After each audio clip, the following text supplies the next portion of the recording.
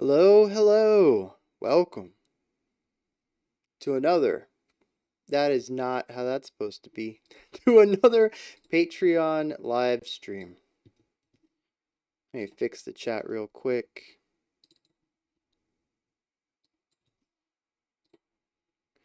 Wonderful. All right. A great start already. Yeah, things are already going awry. This sounds about right for the channel. So we're going to start off where we left off last week with Abstract Void, and we'll get through always got to rep the merch. All right, got to look good in it, got to rep it. Ah, man, I didn't even think about it. I'm getting like a tension headache from hair ties, and so I have to have my hair down, and just like I don't like the way my hair normally looks, so I was like, just toss it to a side. And this is what's happening. It is my emo hair though, 100%. But yeah, we're gonna start with Abstract Void, get as far into it as we can. Probably looking at 9 or 10 songs. Yeah, dude, it sucks. I can still kind of feel it, but we're just gonna keep going. Music, we will deafen the pain with music. That sounds fantastic. All right.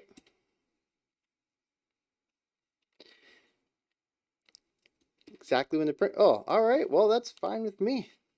Listen to some good music and won't have any noise of a printer. The music better sound fantastic. We got some, what do we got today? Abstract Void, Black Peaks, don't know who they are. Nasum, don't know. We got some Alon Moore, so we got some really nice soundscape stuff. Injury Reserve, I'm interested about. They sound familiar. Buens, Ende. I don't know. Saviour, TORI, AMOS, and Kruzenshtern and Parohod. We got a lot of cool things I haven't heard of today, so I'm hoping it's all fantastic. Yeah, soundscape stuff. All right, let's get into this. Where are we at? That's where we're at. I'm off center or on center, something. We're gonna start off with some Abstract Void. This one comes from Reaper. Something really interesting, a mix between synthwave and black metal. Black wave, perhaps? Is this really a thing that will catch on? The mood and melodies work surprisingly well. The artist behind the band is also quite innovative in the black gaze atmospheric black metal scene in Russia. Highly suggest you take a look. So yeah, this is going to be an interesting one. We're going to dive in here and figure out which tab I need to be on. Let's go.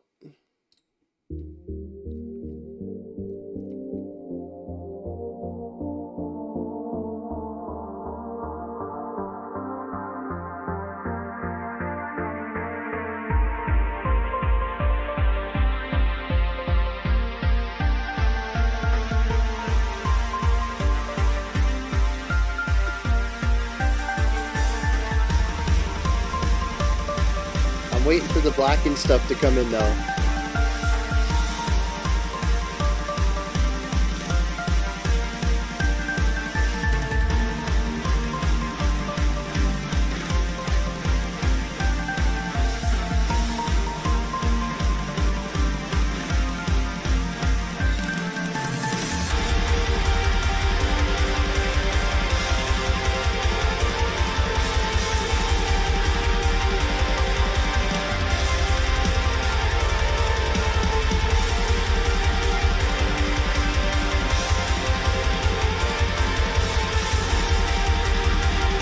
The quarter note synth against the blast beats or whatever's going on there. Those little hi-hat runs. That's nice.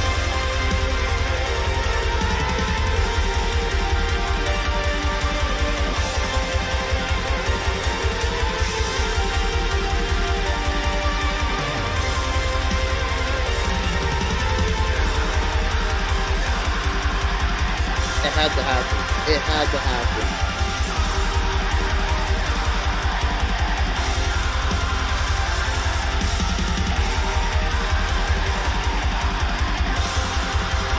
It's interesting that they're pushed down even further than usual, though.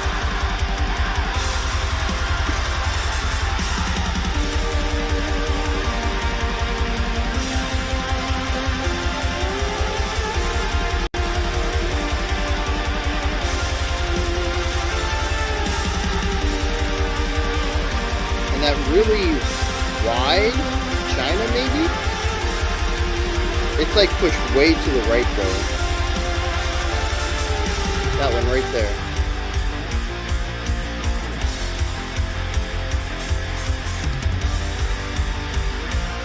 Peppermint tea with vanilla? That does sound weird to me.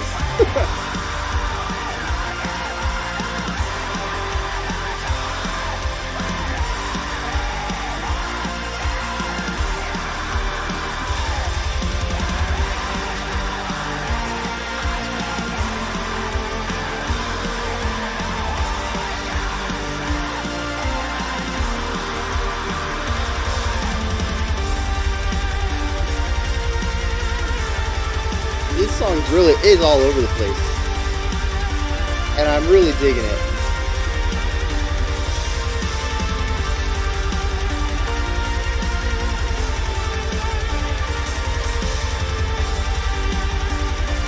I started 2 minutes early. This is still the first song, so you haven't missed much.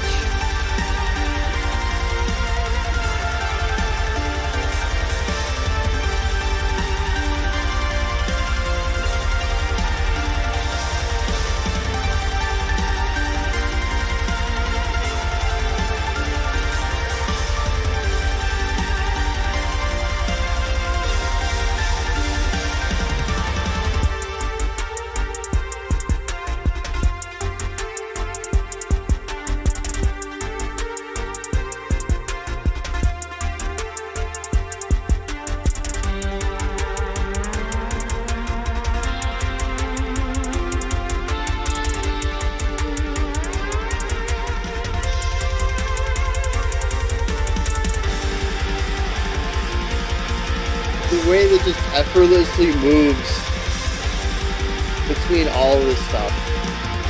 Like Art of Circles at the blending of the elements.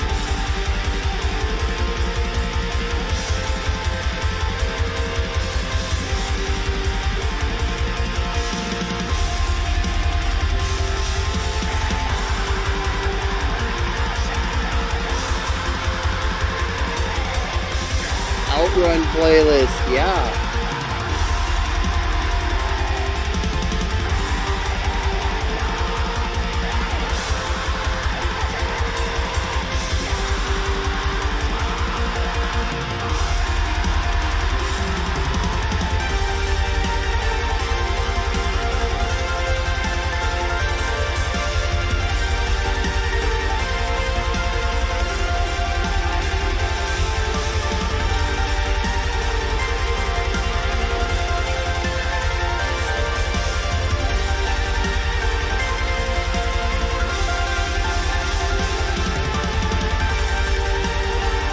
The interesting thing is, it feels like it could go on forever. It doesn't feel like it could or should ever end.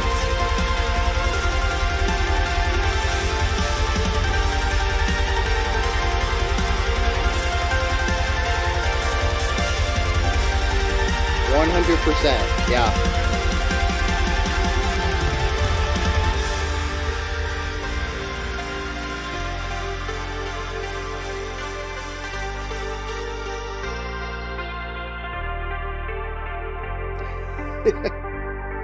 Into the abstract void.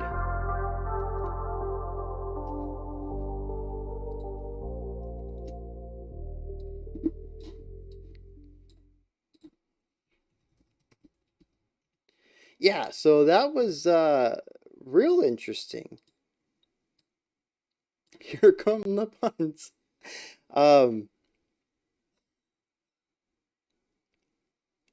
Yeah, so like Johnny, I think it was Johnny said that it's really the drums that add the blackened feel, and I think that's certainly where a lot of it comes from. It's the constant 16th note hits, the constant attacks coming from the drums that really give it that blackened vibe on top of the vocals. But we notice that as soon as the drums pull off of that, we enter in more pop punk or electro rock kind of sounds, and it's because the drummer is really bringing in that blackened feel. I'd rather hear the other injury reserve track if you wanted to move that up to the Sanzu slot. Otherwise, just drop Sanzu entirely. What? Did you submit both of those? Oh, you did submit two.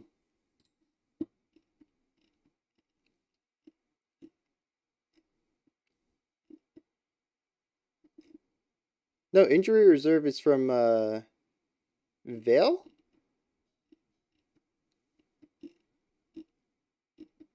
Wait, where is the Sanzu track? Maybe I made a mistake.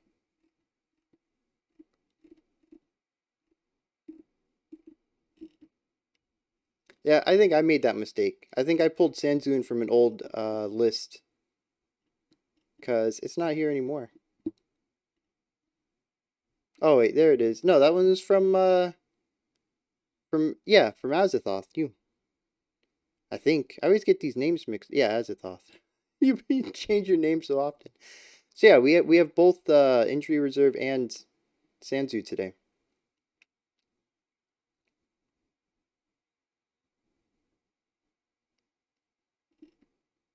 Unless there was a different injury reserve you wanted me to check out, we could do two today.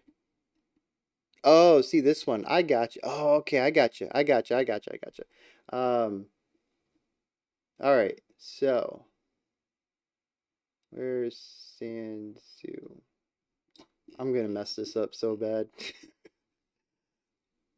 I don't even know if Sansu's gonna be on today's list.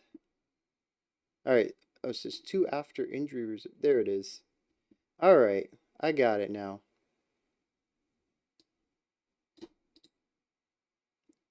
Bam. Done. All right.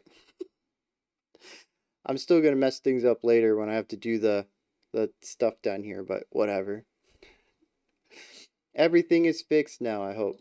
But yeah, so I said they were all over the place, and you guys were like, no, it's actually super, like, comprehensive. And yeah, what I meant was all over the place is that they're achieving a lot of different sounds.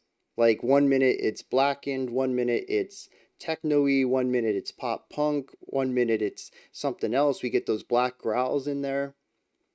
It's definitely a cohesive song from one moment to the next. It all feels together, it vibes together, it flows together. It's just that it is everywhere. It is doing a lot of stuff with great flow, and it's very enthralling. I think it's calming. A couple of people had said that the vocals weren't their jam, and yeah, I mean, I agree with that, but also it's just so low in the mix that it's really difficult for me to even realize it's there. It's just sort of an extra texture is kind of how I heard it. If it had just a hair bit more volume, I might have been right there along with you guys, but the way it was, I think it just kind of blended in and gave this extra sizzle underneath all of the stuff that they had going on. The production was bonkers, especially on the drumming. I think the instruments themselves didn't really have much going. They were all very center pans, but yeah, those drums were all over the place as far as the panning was going and widening and stuff like that. Oh, all right. Yeah, yeah. That's how I heard it after a few. Yeah, it definitely came out of nowhere. I was expecting it given that it's blackened music, but still. Yeah, really interesting stuff though. And even there at the end, when I think the drumming kind of backed off a little bit, either that or they used a new electronic timbre, it really shifted to something that felt like what was that 80s? What is that genre called? It's like hacker music with like the grid lines in the background, going to like some digital mountainscape or something. Like the music that kind of accompanies that visual. I don't know a genre that's called. Synth. Wait, that sounds right. Get the sunglasses. Yeah, I guess it is synthwave. Yeah, it kind of had that. Wait, isn't that what he said?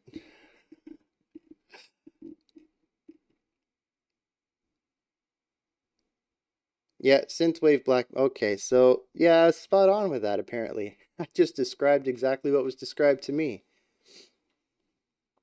That is, yeah, we are off to a great start here already. Um, it's almost as if that's the genre it's blending.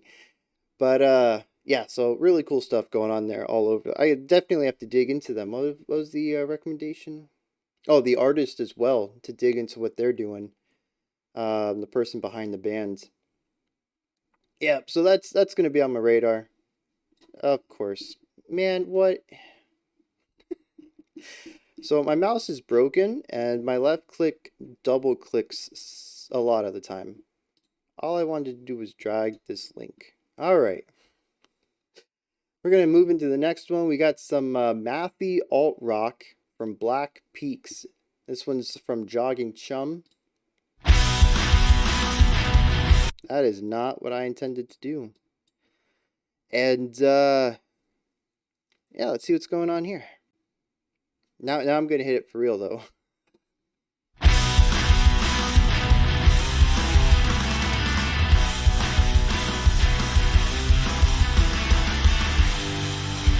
We got a nice 6 feel.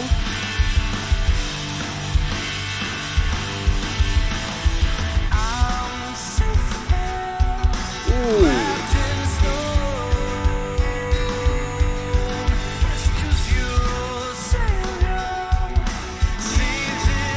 Yeah, that's super syncopated.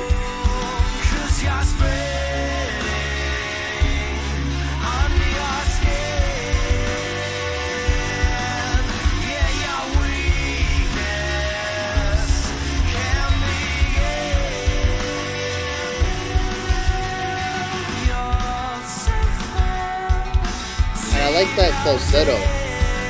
It still has a bit of power to it, and they added some reverb. Fits really well.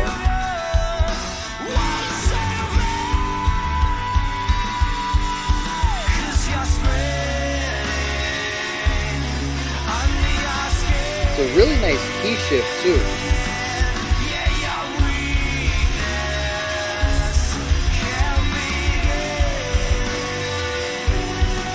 I like those strings in the background. Now with glockenspiel.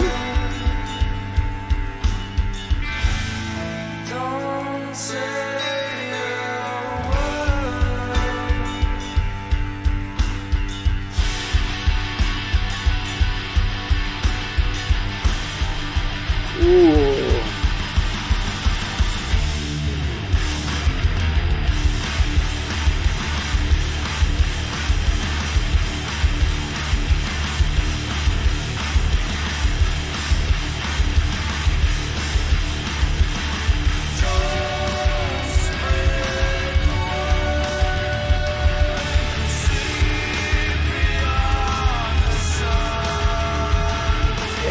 This got real gritty, real fast.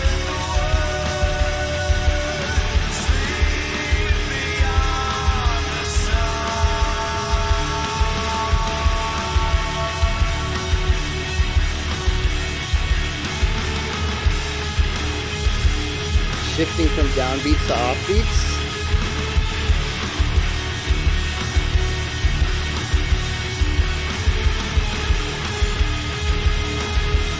Oh, man.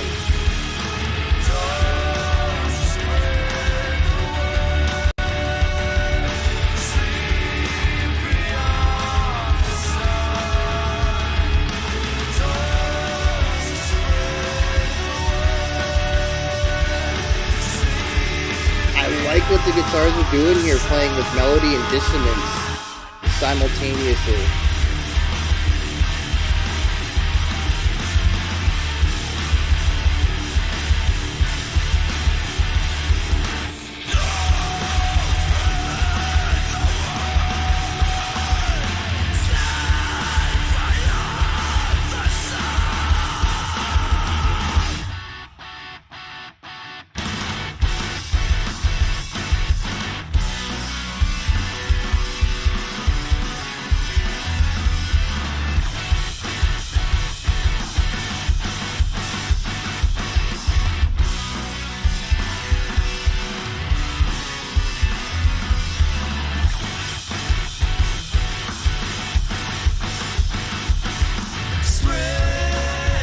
Yeah, that whole section was in 4.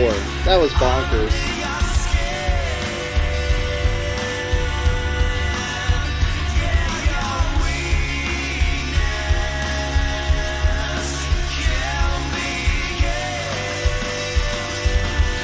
The bass kick isn't punchy, but it's huge.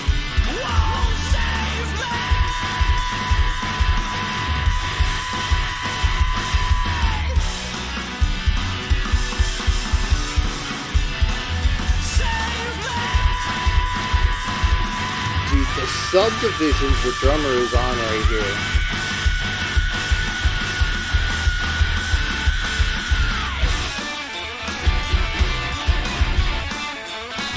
Ugh.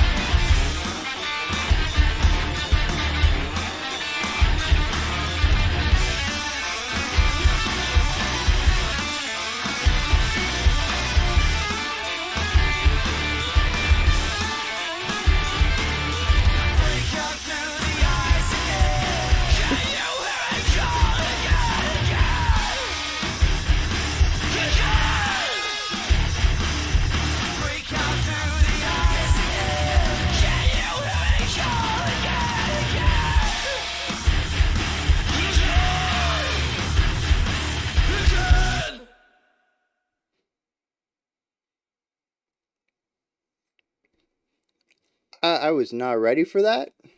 That description completely undersold what I just experienced. Oh my god. That was so good. Wow. That, what in the world? Check out literally any others. Yeah, I'm down. That's going in my listen list for sure. I need to hear more of that. That was just wow. Production, technicality, structure, composition, performance, range, and everything. Melody, dissonance. The vocalist had screams, cleans. Just I can't even talk about everything that happened. It was a journey, 100%. It was an experience. Um, yeah, that's right up my alley though. Golly. And the thing is they really had me in the first half. Yeah, right. Oh man, they had me in the first half because we had that really nice 6 intro and then it shifted to 4. We had this verse, chorus. They kind of introduced a little bit of heaviness to it. And I figured that was the bridge. And I was like, all right, I got this song figured out. And they flipped the script, man. That last half, they were like, we're not following any rules. We're making our own way through this. And I absolutely love that about a band. When they can set you up and completely pull that rug out without you even knowing that it's coming. Just beautiful. Beautiful. One of the best surprises. All right. What is Murder Song? I'm gonna have to look at that later, I think. I don't know. I'm intrigued. She seems intrigued. Let's see, what's next?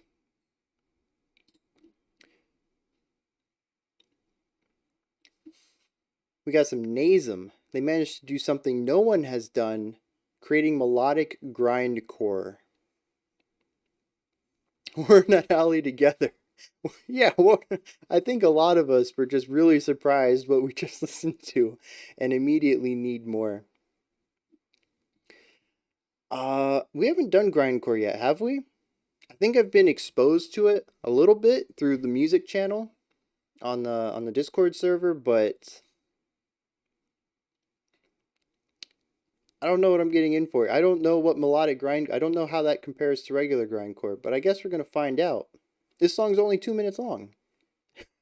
I'm completely lost for words. That that's where I was as well. It took me a minute, and then it was just an explosion of thoughts. Um,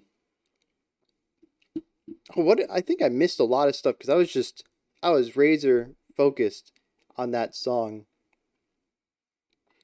Mildly concerned, but maybe might being melodic might help. I'm gonna catch up on some of the stuff that was said about Black Peaks real quick. Oh, Napalm Death is great. I don't remember what they did though. I honestly can't place a sound to the name. Oh snap! That's not what I meant to do. Something happened recently, and I don't think I got it to announce it.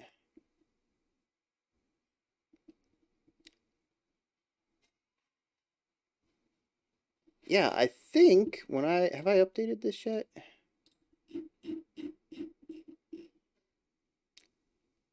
No, so I still need to update it for last week, which I'll do tonight. But we passed our 600th band and our 800th reaction. And I knew it. I knew it going into last week. And I was supposed to make a note of it in one of the videos, be like, this is the 800th reaction. I don't think I did.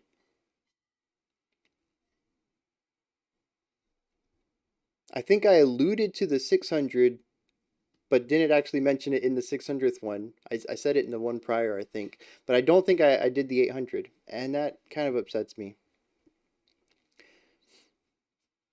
Oh, see, I remember You Suffer. That was wild. Oh, the one that came after it. Because we did both of them. That's right. Nasum is more accessible. All right. Let's get into this, I suppose. Interesting how far away everything is recorded compared to the typical mix. When I give Black Peaks another listen, I'll have to check that out. I remember it not feeling as... It wasn't cramped, but I kind of attributed that to some extra width on the outsides. But maybe it was just kind of pushed away all around. I don't know. Like I said, I might have to check that one out later. Dissonance, riffs, outro. Gotta check out more. Yep. All right. Time to make us all suffer through some grindcore. As long as I don't miss out on the 1,000. Yeah, I mean, that's a huge milestone. I'll be upset if I miss that one. All right, we got some Nasum, Fury. Let's go.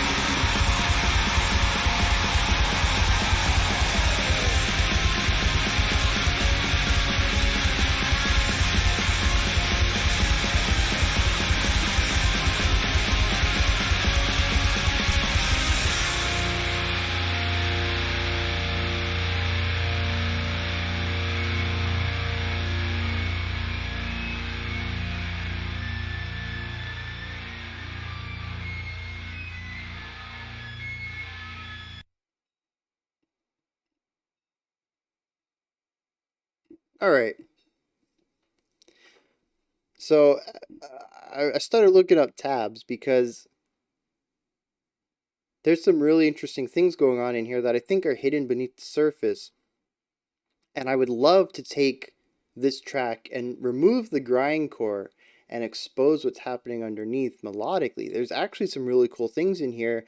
And I mean, yeah, I know you guys were joking. Maybe some of you. But there is some really neat melody going on in here. Once we remove the aggressiveness and the rawness and uh, the the barrage of attacks, and we actually dig into what's going on as far as the dyads and triads are concerned, they do have some really neat ideas. And I'd even like to possibly take the screams and find a perceived pitch, because there is movement to the screams. They do have a bit of a flow to them. It's not drastic changes. It's all kind of within the same couple of notes, but it it has movement to it. It has flow to it.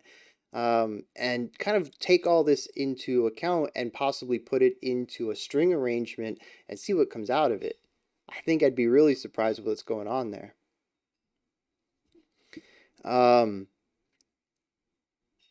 But to me, it just sounds like someone took a hardcore punk song and ran it in YouTube at like 2x speed or something. That's what it sounds like to me. It still has some of those melodic elements of not maybe not hardcore punk. Maybe like a pop punk band, but with hardcore vocals, and then just, you know, drastically sped up. That might be a better analogy. It's not it's not that there is a ridiculous amount of, you know, deep ideas as far as chordal stuff or melodic stuff, but there are some really interesting things going on under there that I haven't heard paired with that speed and brutality before. So I think that's pretty cool. The chord does mean something. Yeah, like if we slowed that down, I bet we could find some bands that it sounds just like, bands that actually do use some melody and aren't grindcore, kind of more something else core, probably. Genres, right? What does it mean? Nails on End, Nails or End on Stream. Is that another track from them? Is that less melodic? Uh, so yeah, I didn't dislike that. It's not something I would typically go out of my way to find, but I am intrigued by it. Just because a lot of the faster stuff we've listened to has typically been more textural. So that was just a really interesting change of pace. Next up we got, I don't know what we got. Oh yeah.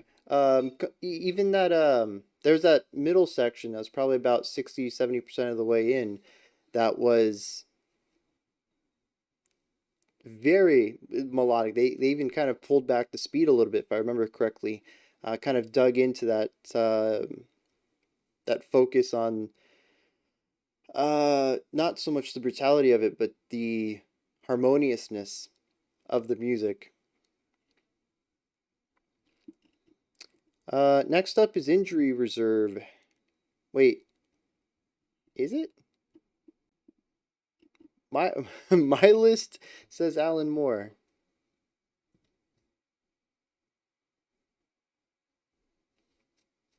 Also, I think my upcoming songs is broken. Come on, stop double clicking things, man. This mouse is going to irritate me too much. Stream list. Alright, let's get rid of Alan Moore, because that is already on the block. We don't need to see that one again. There, now the upcoming songs is actually for upcoming songs. And I can get rid of Sanzu. And I think I'm going to run into a big problem here.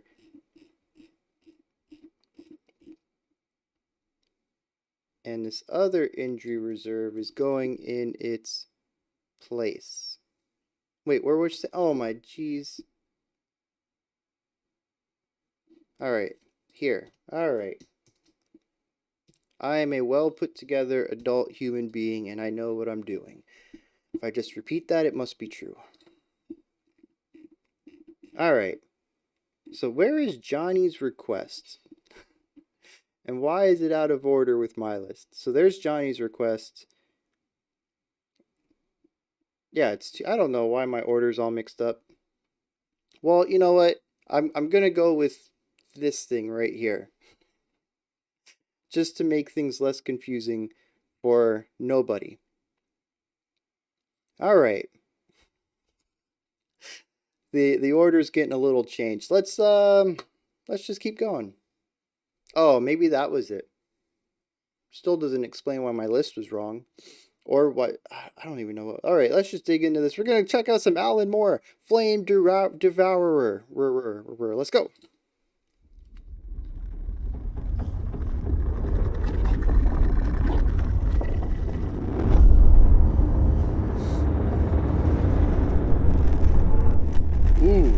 Ooh, those crackles right on the edge.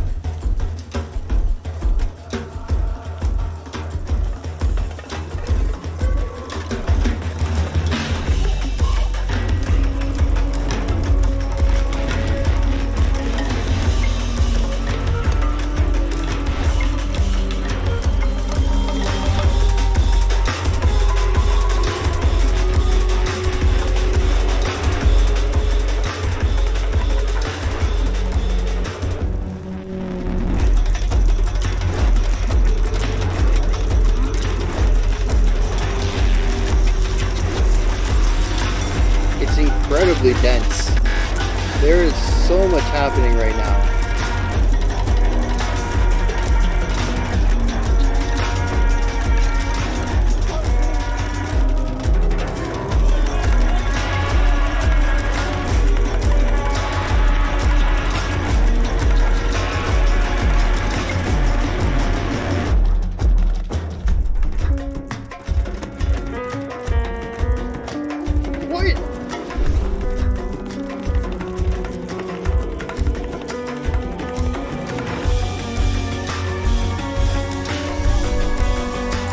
Like the clashing of tempo ideas though, with the really quick attacks on the percussion and then the piano kind of reeling it in a bit.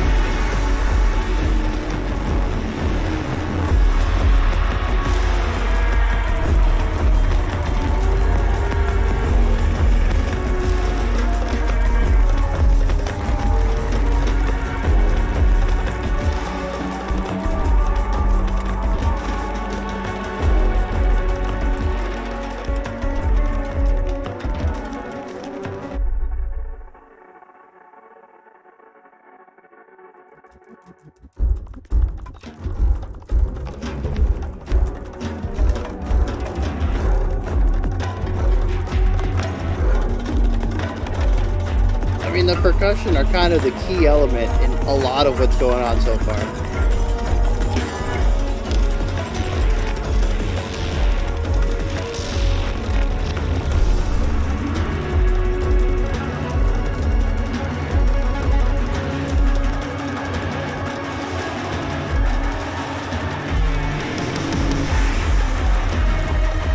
Oh, I was kind of hoping for a halftime feel.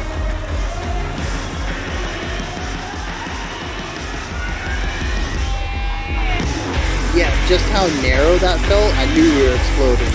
I knew it.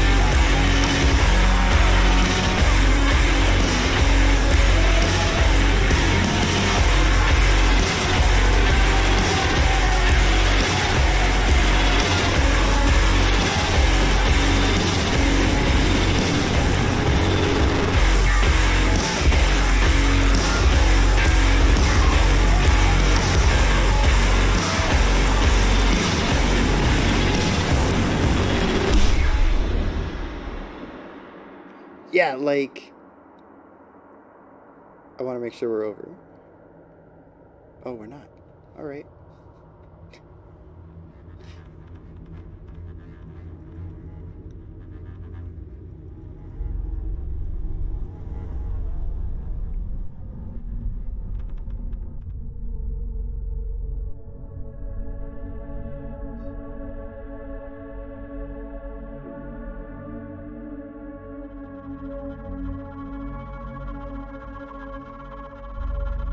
Oh, it's a long outro? Okay.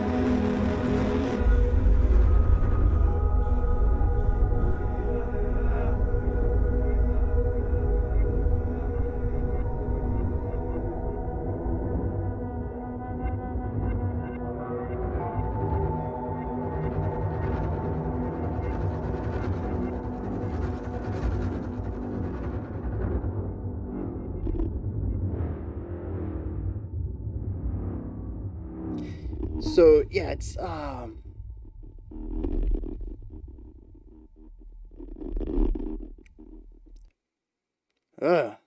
what a crunchy sound. Um, it's this huge gap between, I don't even know the terms for it. Narrow and wide, but I don't even think that encompasses it completely, because that kind of gives an idea of, at least musically, more of a horizontal field. It's more of like a tunnel, right? And sometimes it feels like it's a large tunnel, and sometimes it feels like it's a small tunnel.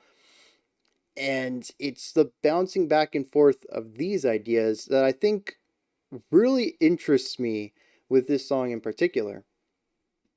Because you even in the right before we got into that hyper intense section, compressed, that might be it. Yeah, pulling off the overhead, but also like playing around with width as well, and kind of bringing it in on all sides. But like we going into the intense section, everything kind of like crunched down before exploding out. And even when we were in the heavy section, he would play around with this compression and width concept, and give the song this fluctuating like a bubble that's not ready to pop, but kind of like jiggles around. And it's this constant like wavingness of this narrowosity, and it's just phenomenal. It's man, production of electronic music, I don't think will ever cease to amaze me. It is wizard's work to me. It really is. What's fun about the song, it sounds drastically different on every single piece of audio gear I've tried. I don't doubt that, because there's a lot going on, and it's just encompassing so many different aspects of music that all sorts of equipment is going to handle it and display it differently. So that makes perfect sense.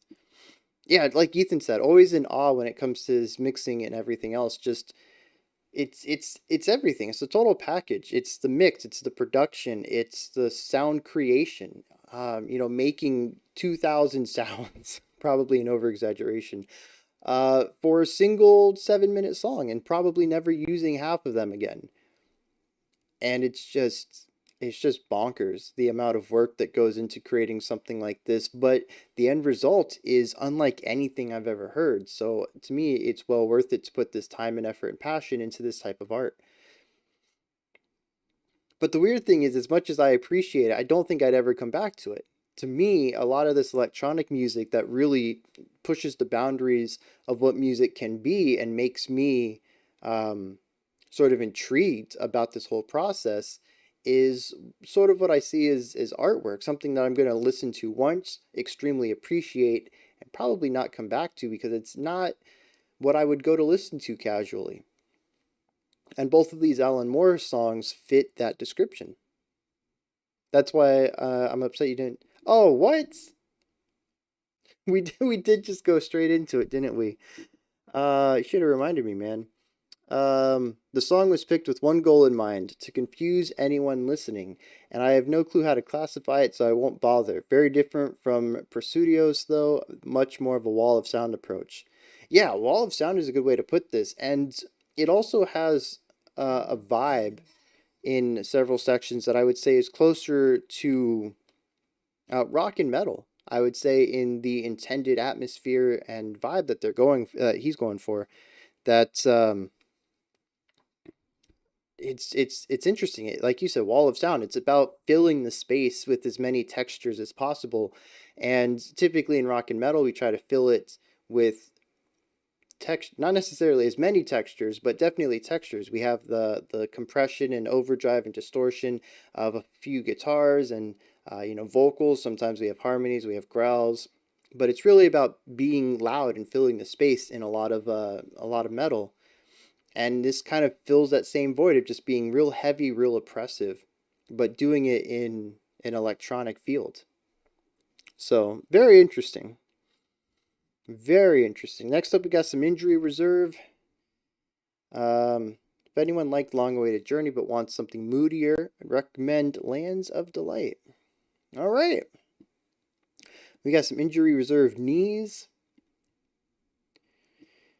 Decided to go with their song Knees off their most recent and possibly last album. That's a bit of a shame. We'll find out. The sample is from Black Midi's single Sweater, probably my favorite single from them, and its presence is what turned me on to Injury Reserve, an experimental hip-hop group from Arizona. I don't know what it is about this song, it's just incredible. You'll notice that I said it might be their last album. This last summer they lost one of their members, and you'll notice in the video that his silhouette appears during his verse. R.I.P. to legend. Well, that's a bit sad. Let's go in here and honor the memory of one of the people from this group. This Jordan Groggs.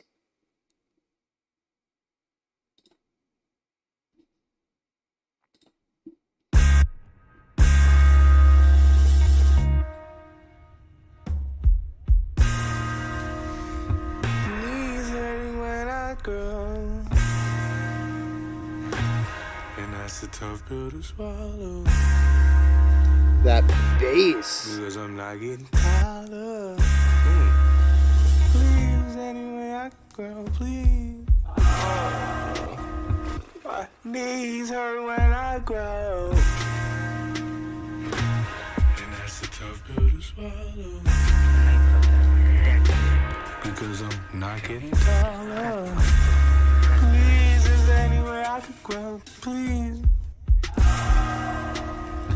My knees hurt when I grow. Yeah, you can feel the bass in this song, 100%. Because I'm not getting taller. Please, is there any way I could grow? Please. Take that, take that, take that, take that. Take my baby, baby, just take that. She said we don't accept the sleepy kind. I think these niggas might be lying. We ain't up to speed on that. I love how many of these elements are human-made. Like that. Oh, my signature don't match on that. I did that when snapbacks came back. Lost in the tip. It was things I ain't rolling with. Things I ain't knowing yet. Things I ain't growing in. Oh, don't worry, you gonna go into those, baby. Who don't want mine, but ain't give me if I ain't knowing. Just try them out. Put them on. Let I ain't all this time. I don't think I'm growing anymore. I don't think I'm growing no more. I don't think I'm snowing no more. I'm feeling in my bones no more. I ain't too cool for no more. I ain't up to speed like that. I've been out the loop for sure. Hold up, shit, I'll be right back. This record's in the trash for sure. Yeah. Shit, I can't even grow no more. I'm counting 6/8 with some bars that might have a little more or extra that kind of offset it. All these bottles that a nigga been killing. Got my stomach a little bit lower than it's supposed to be. Yeah. I see my aunt the other day, she started roasting me. Yep. Like, baby, how come every time I see you, you get me found in the space? That's the real shit, I want the writer. Then I thought about it, I should probably take these booze off my rider. Okay, this last one is my last one. Shit, probably said that about the last one. Probably gonna say it about the next two. Oh, maybe 5. Fuck it, nigga, at least my dreads grew. Watch me swing on her. Yeah, watch me. Oh, maybe not. Knees hurt 'cause I'm grown. And that's a tough pill to swallow. Yeah, 'cause I'm not getting tired of. Oh, this is no. I love how they chop up the vocals too.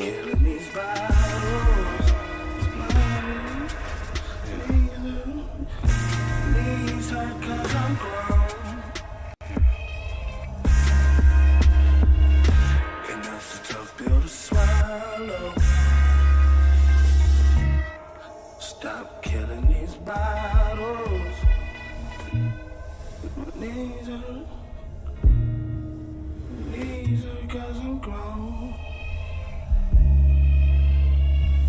And that's a tough pill to swallow. I need to put down the bottle. Knees hurt. Knees hurt 'cause I'm grown. And that's a tough pill to swallow.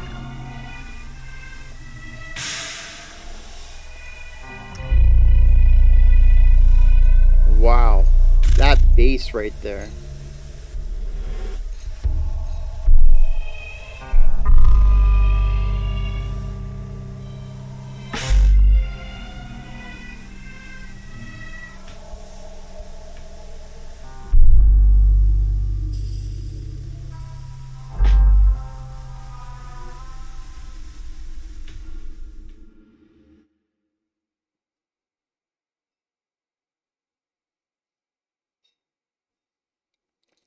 That's just wild.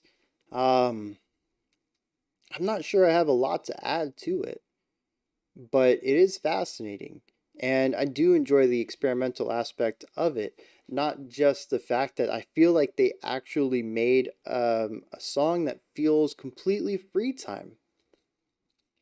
I feel like that's one of the most difficult things to do is to create a song that doesn't have a groove at all. It sounds simple, but it really isn't. A lot of us like to have some sort of rhythmic identity in something, even if it's just a melody line.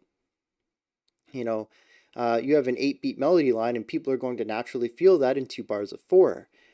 This song created something that was purely free time. There wasn't a moment in here where I really felt any strong sense of time signature. I did catch a 6 vibe off of the hi-hat, but it really didn't match up with anything else. So every time I tried to feel the 6, the rest of the song felt out of place. So that first part fascinates me as far as just creating this free-flowing vibe to the entire track. But then I also love a lot of the ways that it's mixed and produced. We have the like the vocal lines, right? A lot of those, especially after we get past the first minute or two and we start seeing some of the more eclectic ideas popping up, the vocal lines get cut off or they get stuttered starts. There's a lot of imperfection into the vocal talking about the vocals coming out. And then there's also a lot of human elements in the samples. We have the lips buzzing that shows up quite a few times. There's claps and snaps. Felt like one time we had like a chest hit that was utilized for a bit. There's a lot of the human element in this song, not just the idea of humanity or some sort of imperfection, but actually sounds that the human body can produce. And then, like Johnny said, everything's just kind of all over the place as far as the panning goes. Where you might hear something one time isn't necessarily where you're going to hear it the next time. And that's not sort of like a bouncing back and forth idea. It's like you might hear a sample here, and then a minute and a half later, it pops up and it's over here. So it's a really interesting way to go about producing the song and giving it an interesting sense of lack of placement, lack of identity, which I think lines up with the freeform time signature as well. And it might even go along with some of the lyrics. I mean, he says that, you know, growing up, his knees hurts from getting taller and stuff like that. And I think it's this concept of trying to figure out who you are and where your place is and not really having that core identity laid out yet. And this song being kind of difficult to identify works really well with that idea. Although, as usual, I'm cherry picking like one line out of the whole song to, to base that on. So I could be very wrong with what the lyrical intentions are. I think a part of why they wanted to have it feel timeless is partially because they're looking through the lyrics kind of conveys a feeling of being lost. And it's okay. So I was a little close there. There's a lot in this album that deals with loss. And sonically, it has feelings of incompletion. Yeah, I think this one feels like it lost its anchor 100%. There's very little in this song that feels like it's a centered aspect or grounded aspect for any part of it. You know, vocals, rhythm, melody, just everything is out of sync. And I absolutely love that. A lot of the songs about drinking. All right, you know, I heard that line a couple of times. I need to stop or need to put it down, something along those lines. I kind of got the idea that there was an addiction of some sort. The production fits flawlessly then as the panning seemed extremely random. Yeah.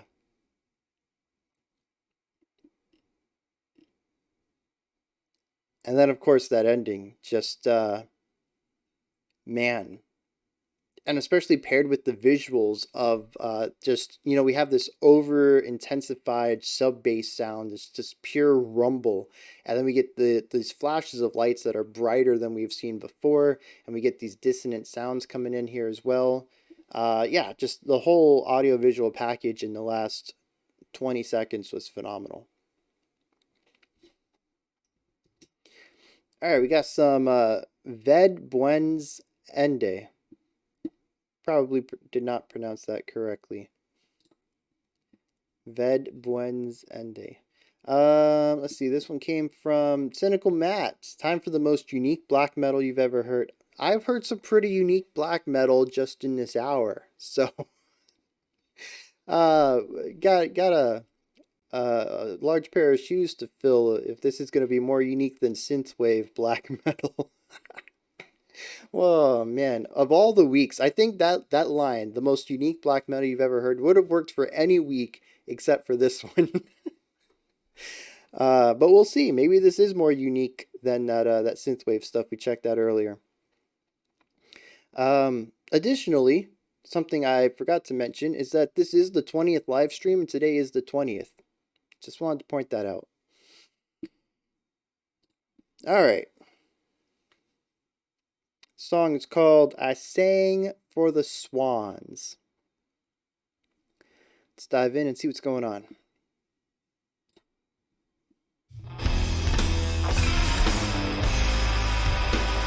Yay, numbers!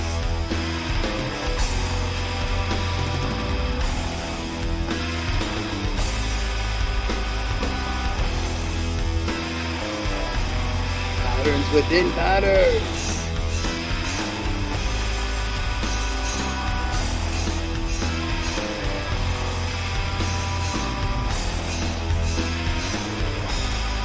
The bass is real strong here. Just has a ton of presence.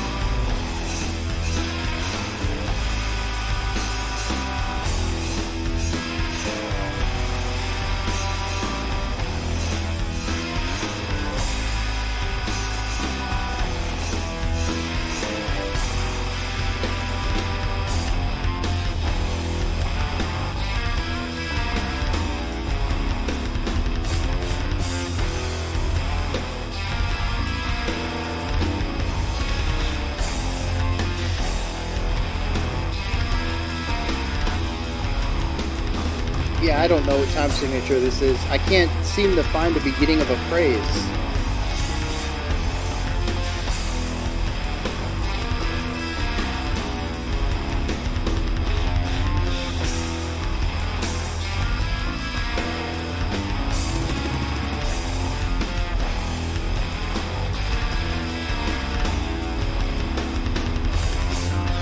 Unless it's alternating 12 and 13 over 6 or over 8.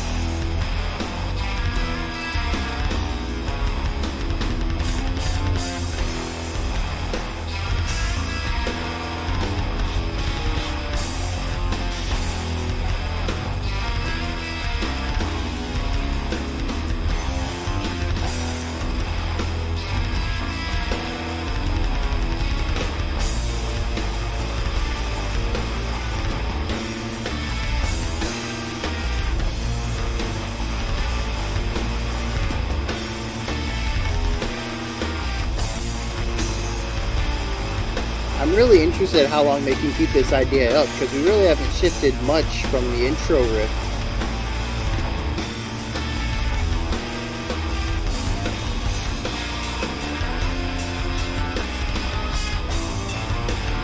Alright, now we got a bit of a change.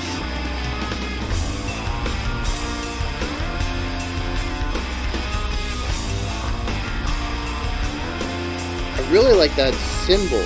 It feels like he's hitting the bell of it. It is very dominant.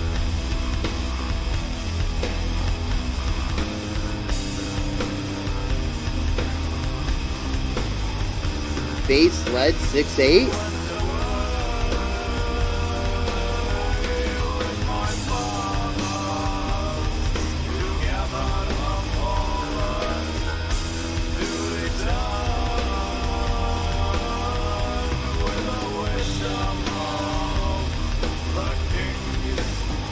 Very groovy too.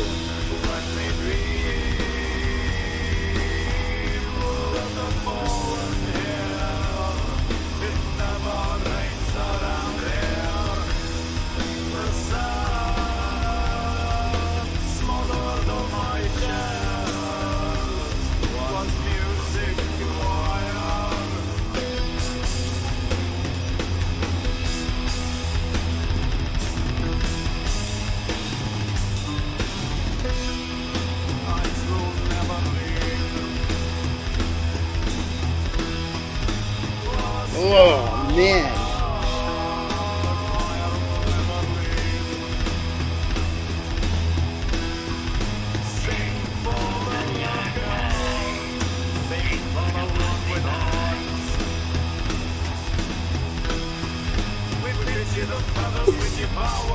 That's one way to look at that.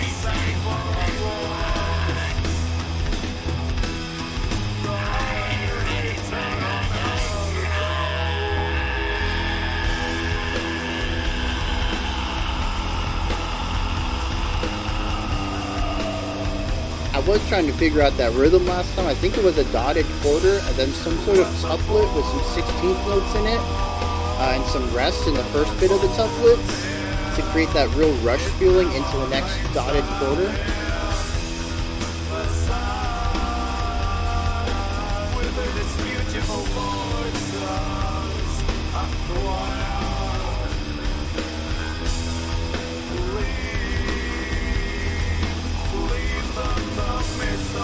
I also can't really nail down the note relationships in the vocal harmonies. It's not a dyad that I've really heard a lot to figure out the distance between them. Saying things quite a bit nicer. Diplomacy, yeah.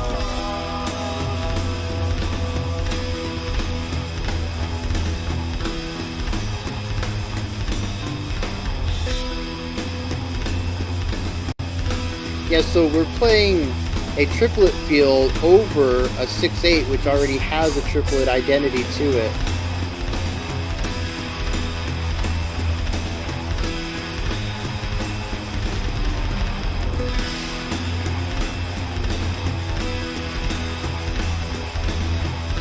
And then that bell sound is laying down sort of a 4/4 by emphasizing the 1 and the 4 from the 6. And there's just a lot of rhythmic ideas going on here.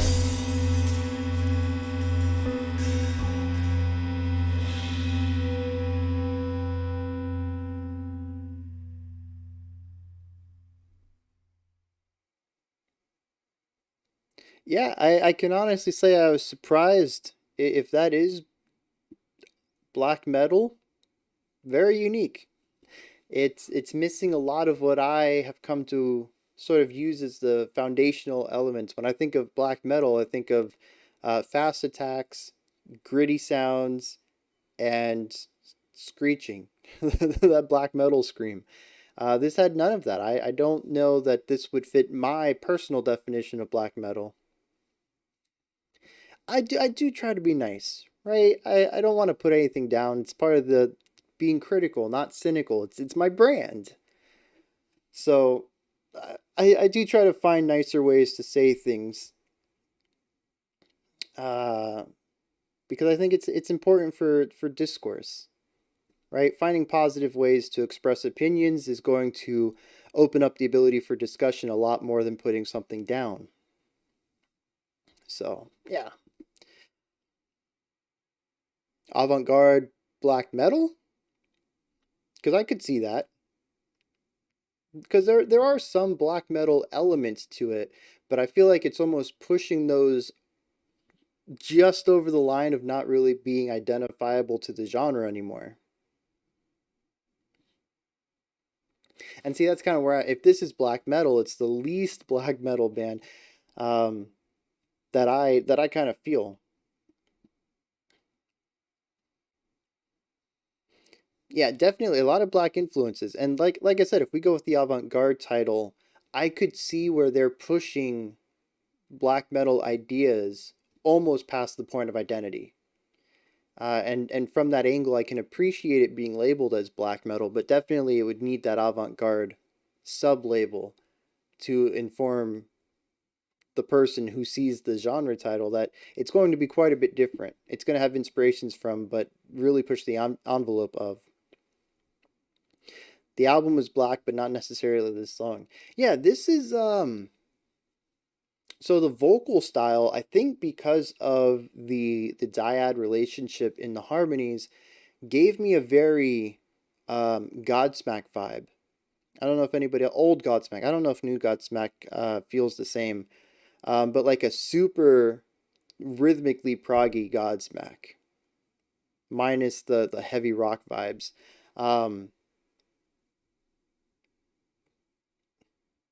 I don't know if I enjoyed it. Definitely something I have to be in the mood for. But I think it does hit a very interesting mood of wanting something technically interesting, but also structurally cyclical. Not a lot going on in the song. There's really only two vibes.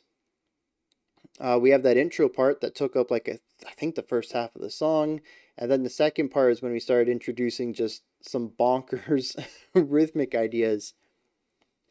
Warrior, yeah, Warrior Within Godsmack, definitely.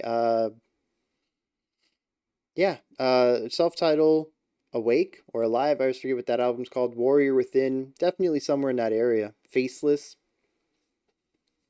Faceless might have started getting too heavy.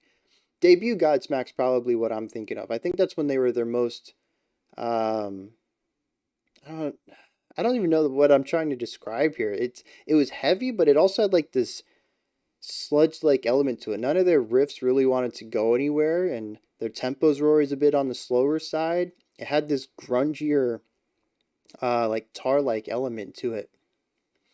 All right, man. See you next time. See you on the server. See you around the channel. Hopefully your work day is not that bad.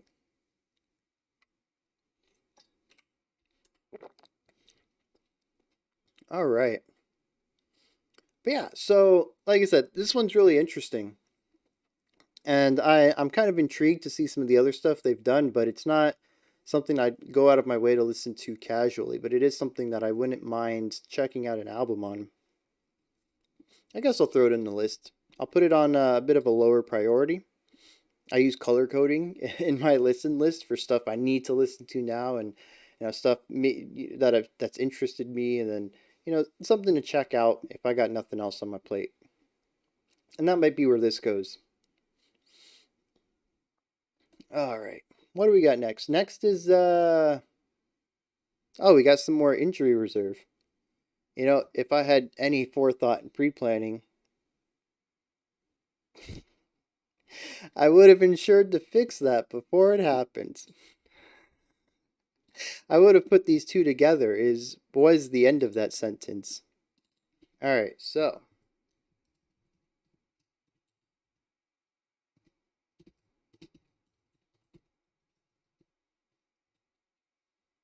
Injury Reserve. What's the song?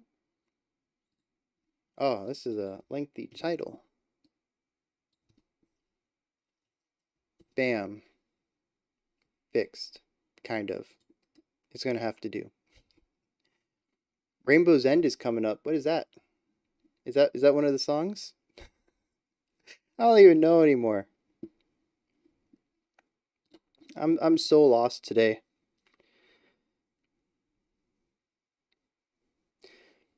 I don't know if it's my favorite off the album, but it's one I keep coming back to the most. I mean, like I said, it's definitely a jam, and it has a specific vibe I don't know where I would find anywhere else. So if I was in the mood for it, that might be what I'd go for. All right, this one comes from someone. I gotta find this again. Here we go. From Azathoth, aka the Sus Admin. I was torn between a couple of options for this month. I've been holding on to one for a while, but I really wanted to make sure you got a good chance at Injury Reserve, so I'm contributing my favorite track from Phoenix, SS San Francisco. It's too many S's. You guys know what the title is. It's right there. It's featuring Zelooperz.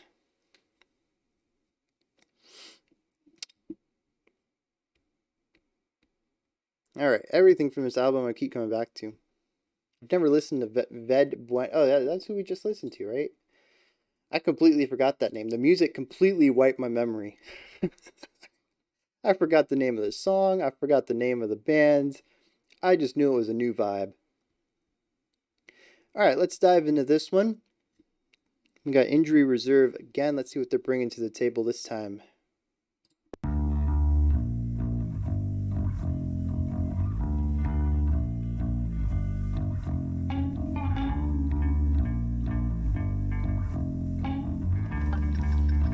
Ooh.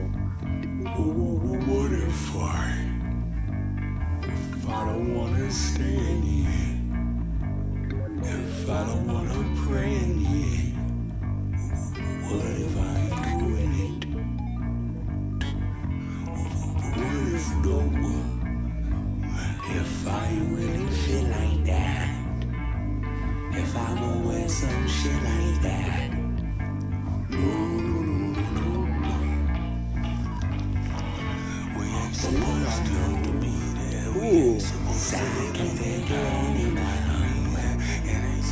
Got some decent going on.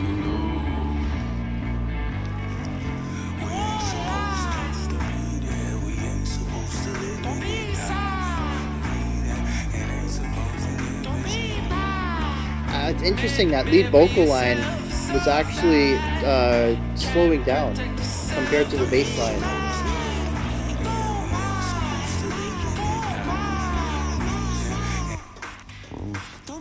Stone hard to move 'em, roll hard to prove 'em. On the crater, on the moon.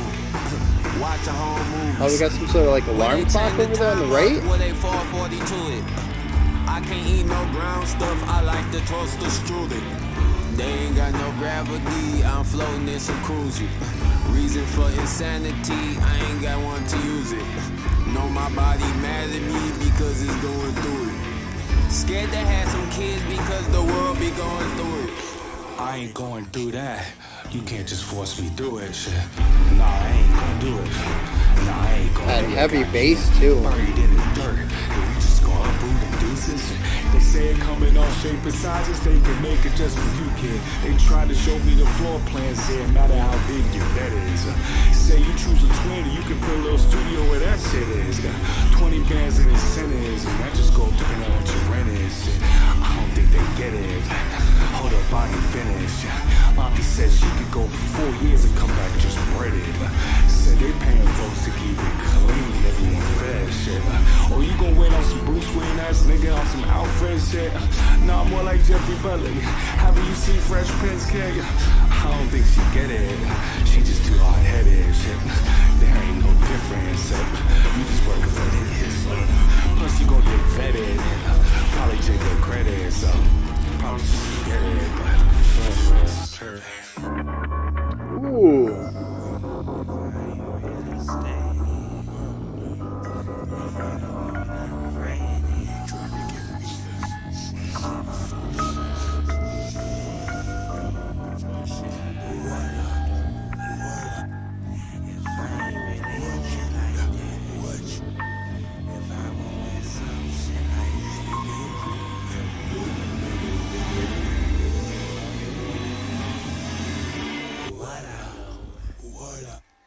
I can't take it anymore.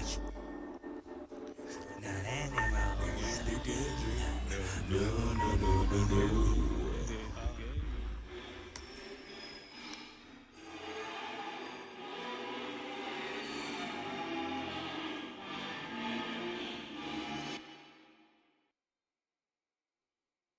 Man, they're masters at that. So they they kind of tricked me a little bit, opening it with something a little bit more palatable and mainstream as far as structure, right? This is very different from the last one we checked out, which was completely unrooted. There wasn't any grounding to any of the elements, the time signature, the tempo, none of it. Everything was sort of just kind of freeform. And this one, for the first half or so, laid down more of a structured idea. We had a rhythm. We had the bass groove. We had verses where the vocals were in time with everything. And they ended these last 50 seconds with something that is ridiculously haunting. It's disruptive. It kind of breaks everything that we just listened to into something that's more ethereal, less grounded, less held together. And it's really phenomenal to hear them go through both of these ideas, but still showcase that unique element to their style. They can have something that's a bit more freeform and experimental. They can have something that's a bit more rooted and standardized, and still find a way to inject their own identity into the music itself. And yeah. And again, it's the way that they produce things. You know, we were talking a lot about where things were being placed in the last track, and I think this one was interesting because a lot of the stuff was fairly rooted, but there were occasional elements Like, I think it was the second verse, the vocalist started a little off to the left, right? Not completely centered, a little off, and then they finished off the line, and the panning just went way off, like they just fell off. And it wasn't just straight to the left, it was like straight to the left and down. Kind of like this a curve. Really interesting idea. Plus we have just a ton of elements that are present but not present. All right, there's some sounds that exist but are hidden in the mix or low on volume or something like that. We have some really interesting alarm bell sounds, or possibly just steel or metal hitting metal off to the right. We had that a couple of times. Logarithmic curve. Okay. I'm not sure what shape that is, but I guess that would work. I'm thinking more of a downward facing parabola, only looking at one half, but logarithmic might work. In fact, now I'm going to look this up because I am curious. Log curve. Let's see what's going on with a log curve. Oh, yeah, okay. Perfect. So this is a logarithmic, nope. These are logarithmic curves, and this red one, right there, that one. I'm so bad at this. That's kind of what I'm picturing, but, you know, starting in the top right corner and falling down into the left. 100%. Very interesting. Good call. Yeah, they use a lot of ideas though that are just kind of pushed out to the sides that I don't think a lot of people might hear on their first time, and you know, they don't care. Either they can see it as a sort of Easter egg that they can leave in for people to find on their 5th or 10th listen, or they just really like the little bit of texture that it adds. Even if it's not something that is dominant in the sound, it still adds its texture and its element to the overall sound and makes it feel less static. I don't know what the reasoning is for it, but they do have these little ideas that are present all throughout the track that just kind of exist on their own. I love it. You start making connections to lots of math once you take multivariable calculus. Oh, man. The lyrics for this really resonate too. I need to dive into the lyrics for this and these, because as with a lot of hip hop, I feel like the lyrics are more, they have more weight on them than other genres, primarily since, especially a lot of mainstream hip hop is the lyrics. There's really not much going on other than the beat. And so I still kind of have that idea that hip hop has this bias towards lyrical, especially because they just condense so many lyrics into a single song. So for memories, logarithmic curves are the slowest infinitely growing curves in mathematics. Interesting. All right, we got some TORI AMOS, and we might have a problem here. I hope whoever asked for them is around. Oh, dang, there was a Bandcamp one of this. I bet that would have sounded nice. All right. I'm just going to move on. Wait, this says Muses. Why is Muse not next? Muse is next week. Maybe Scartex asked to be put later. I don't know, man.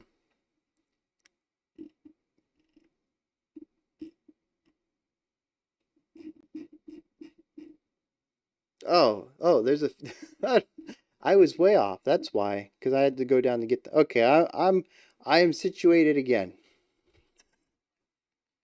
All right, Ethan, have a great day. See you next time. So thoughts. Yeah. See, we have a poopy right here. I didn't know what that meant until I came over here, and it said that the video is no longer available. So I went and looked it up, and is this what I'm looking for? Is the New York 97 show? Because we have two of them. I can't vouch for the audio or video quality on them. You said the video was bad on yours anyways, the one that you submitted. There's also a 2014 MARIANNE.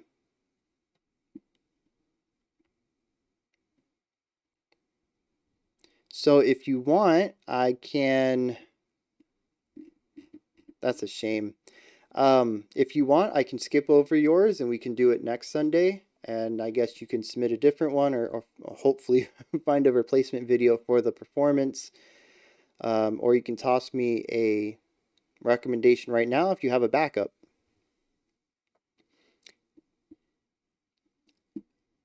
In the meantime, though, I am going to move on to the next one, and we'll see, give you some time to decide on what you want to do.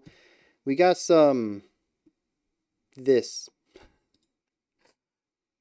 Do the non-live version? Okay, well.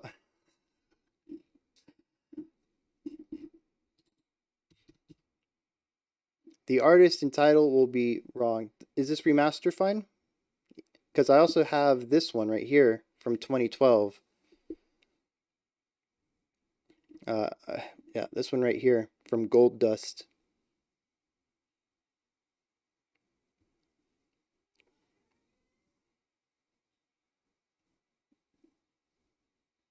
There are a lot of performances of her doing Marianne.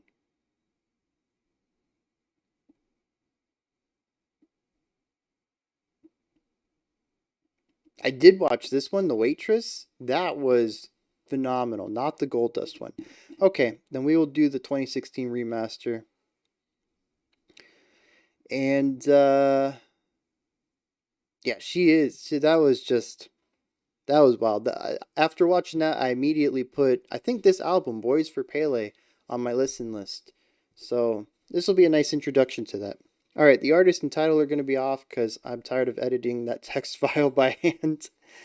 So let's go. We got some TORI AMOS, Marianne. Tuna rubber, a little blubber in my igloo, yeah. And I knew you, pigtails and all, girls when they fall.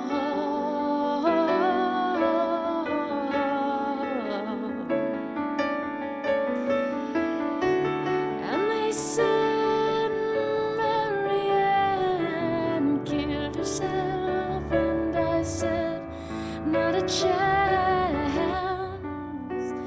not a chance. Don't you love the girls, ladies, babes, don't beg to say she was so pretty? Why did she crawl down in a deep ravine?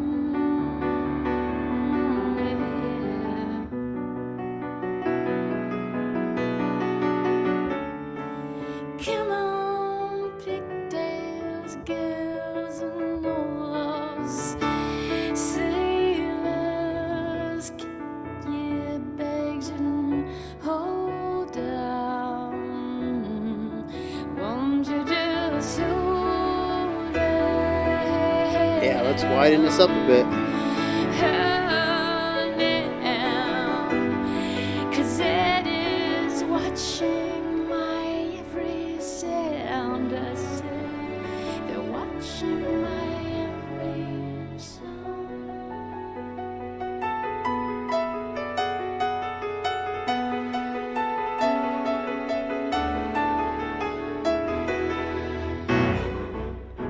Yeah. The weasel squeaks faster than a 7-day relay. Really driving the energy with those orchestral stingers. Timmy and that purple monkey alone down at Bobby's house, making themselves pesters and lesters and jesters and my traitors of kind.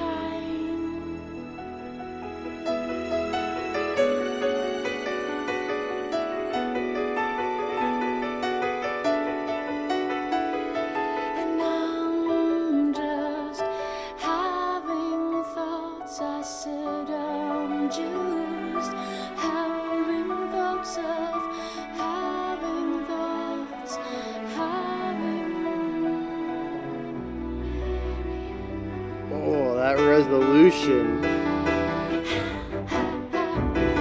She could run fast as slag. She could just having thoughts of Marianne, quickest girl in the frying pan. Just having thoughts of Marianne.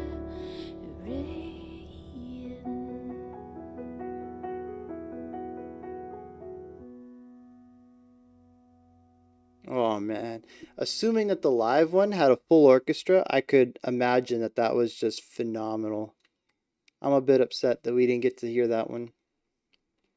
I might have to go out of my way to try to find, listen to every live version until I find a good one.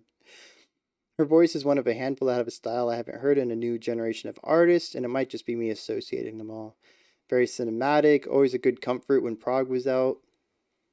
Yeah, I like how she's very in control of her vocals, right? She can go into these very powerful moments where she has a ton of conviction and strength, and then she can kind of get a bit withheld, and it's not necessarily a vulnerability. We did see some vulnerability when we checked out Raining Blood, but in here it was more of just a pensive element, sort of singing to herself rather than projecting out to a crowd. And I love how she can utilize all these different elements and pull in different emotions. Like I said, her strength, her powerful moments aren't just about power always, and her quiet moments aren't always about vulnerability. She can manipulate her vocal projection in different ways to incorporate different sounds, utilizing similar ideas to achieve them. The song is about someone she knew who killed herself.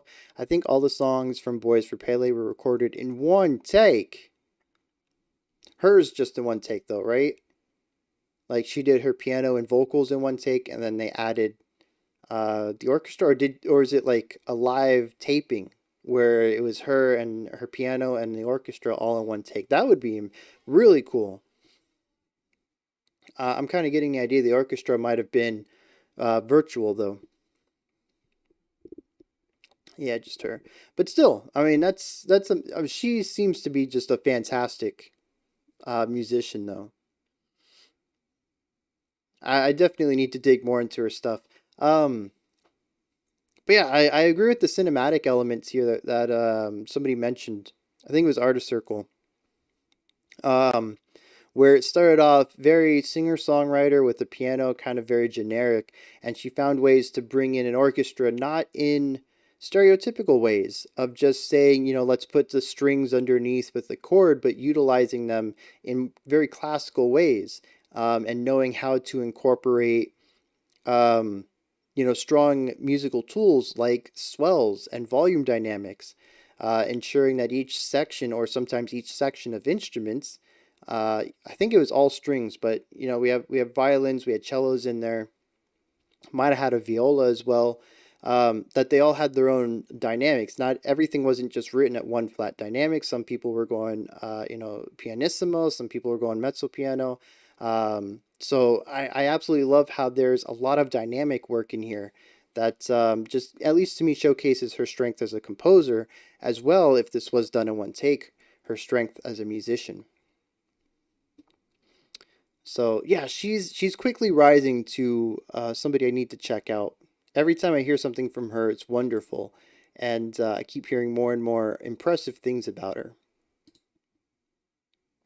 All right, we're going to finish up today's... I was actually a little worried. I guess it was about 12 o'clock, 11:50.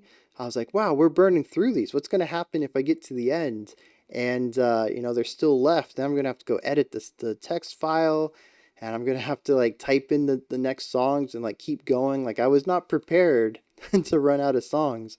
But here we are at 12:30. We still got another track to go. We're not going to end that early. So this actually worked out quite nicely. So, yeah, like I said, I'm not sure if I'm pronouncing this correctly. We got Kruzenshtern and Parohod.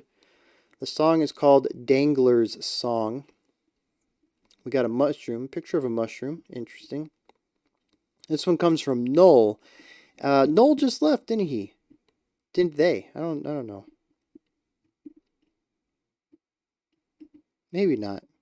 Yep. Dang. Should have told me. I would have bumped that up so that they could have seen it. But this one says Israeli klezmer rock. Klezmer is an instrumental musical tradition of the Ashkenazi Jews of Central and Eastern Europe. Album was released in 2008. The song is influenced from traditional Jewish music, and the gibberish parts are taken from Jewish prayers. All right, let's dive into this and see what's going on. This sounds pretty interesting.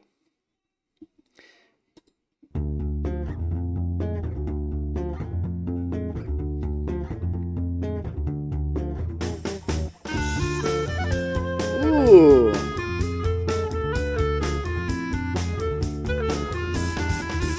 Yeah. Those offbeat hi-hat, open hi-hat hits.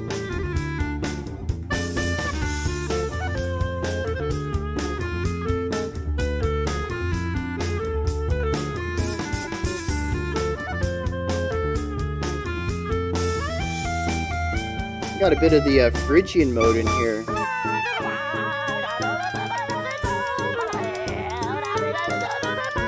So this must be the gibberish part.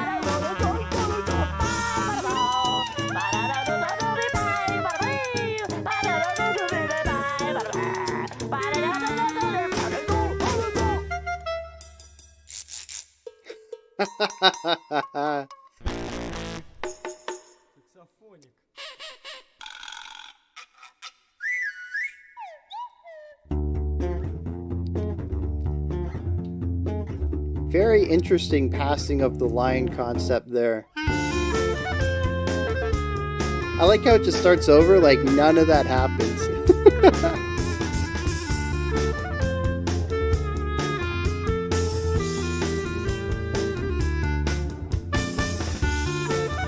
Gogo Bordello? That one's going over my head. Not familiar with that.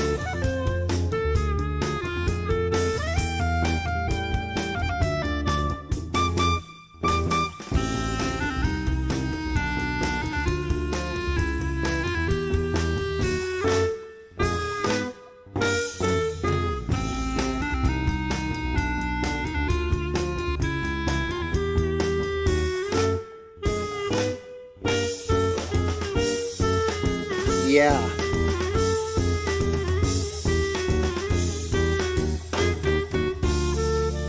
That was a real slick transition into 3.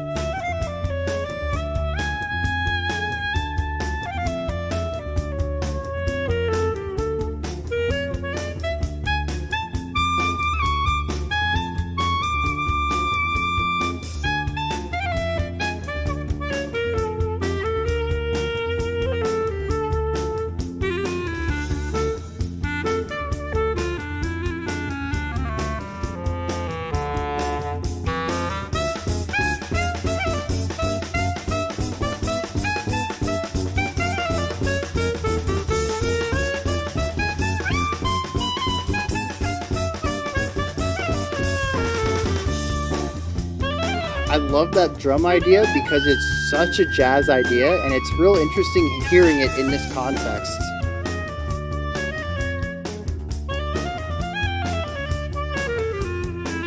Especially so heavy. Usually it's done with a lighter stroke.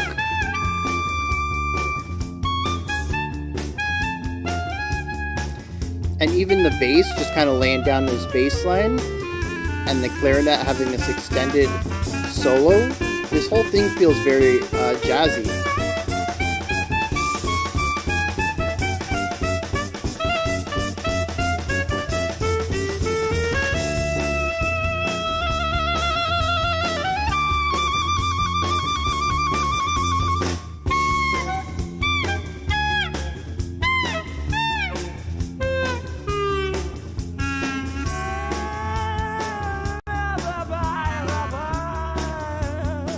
prog jazz klezmer. I can see that.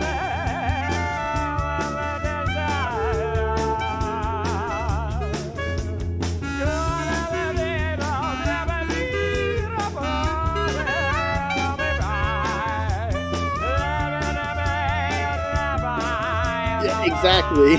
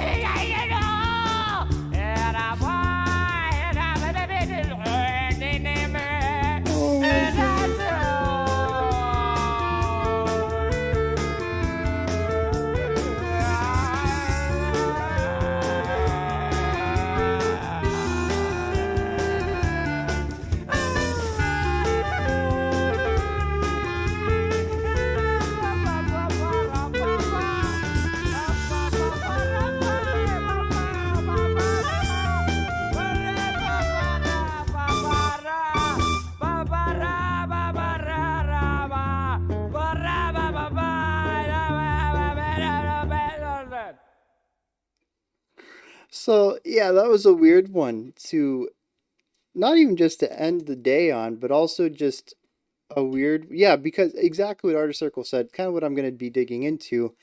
The vocals seem to be at ends with what the rest of the song is doing. I think it is a fantastic, it's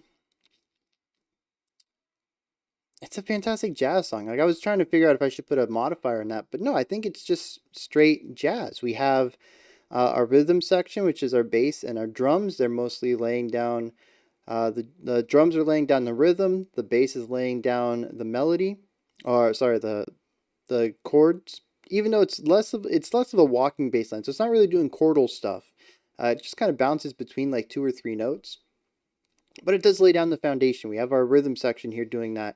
We have our solo flute or clarinet. I don't know why I can't speak right now. We have our solo clarinet for 5 minutes almost doing this linear storytelling in the melody writing.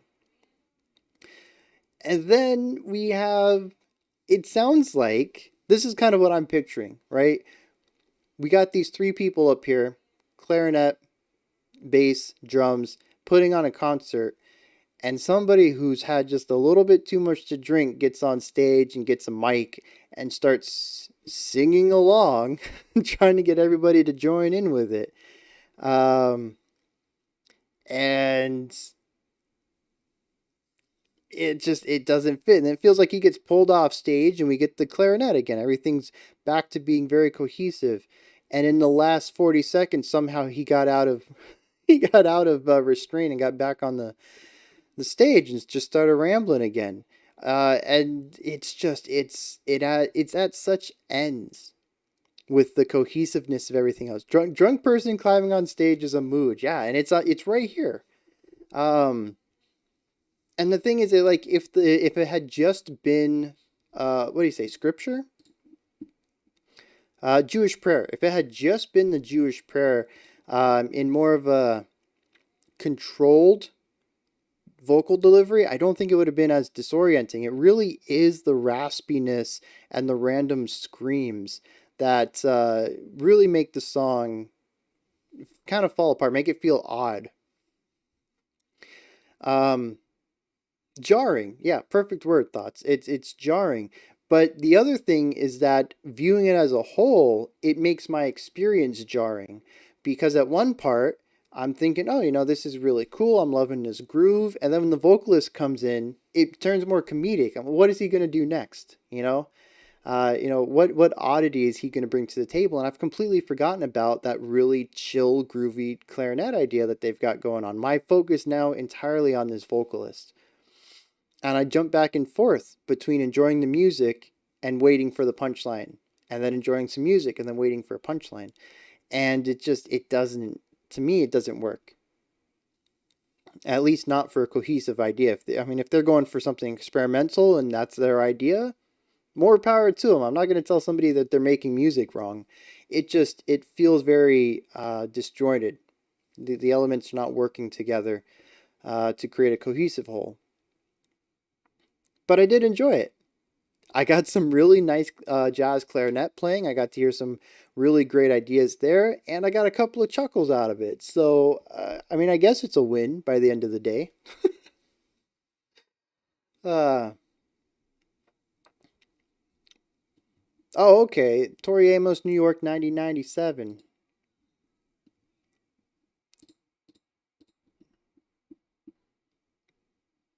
So this one right here. Live, New York, 97. If so, I will check that one out on my own because I am interested in it. Let's see, what were we going on here about? Odd group, they're from Tel Aviv, but they use Russian. And not necessarily odd because large Russian immigrant pop in Israel. Interesting. My knowledge of Israel is US News Media and H3H3.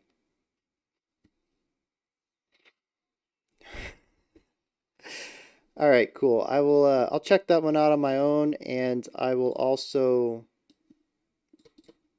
link it in the Discord for anybody else who wants to check it out as well. I'll just toss it in music. Nobody will know why. I'll just post it there with no context. And if y'all are interested in that. Yeah, we're only, we started 2 minutes early. So if we account for that, if we had started right at noon or right at 11 my time, we would have been an hour and 45, which isn't bad. Definitely under the 2 that I'm aiming for. And I think we only have 9. 1, 2, 3, 4, 5, 6, 7, 8, 9. Oh, but that one got bumped up. So we only have 8 for next week, which is great. If we do 8 to 10 every week, I think that'll be perfect. And I think that's what I should be aiming for from now on. So that we don't do any 3-hour streams. Thanks again for everybody coming out and joining me. This is, as always, a fantastic time. I love doing these. And we get to hear some really interesting music. I'm pretty sure the theme, when I title the thumbnail, this one's going to be something along the lines of surprises or unexpectedness. So many songs in here were either completely different than what was described, or they themselves start with a specific idea and completely subvert it by the end of the track. So, cheers! That's something I don't say very often, so I'm going to take the opportunity to say cheers. Have a nice evening, afternoon. Yeah, me, everybody, evening, afternoon, fantastic. Just enjoy the rest of your day. All right, until next time, see y'all. Nope. Do I not? I had one, right? I'm just going to fade out. Bye.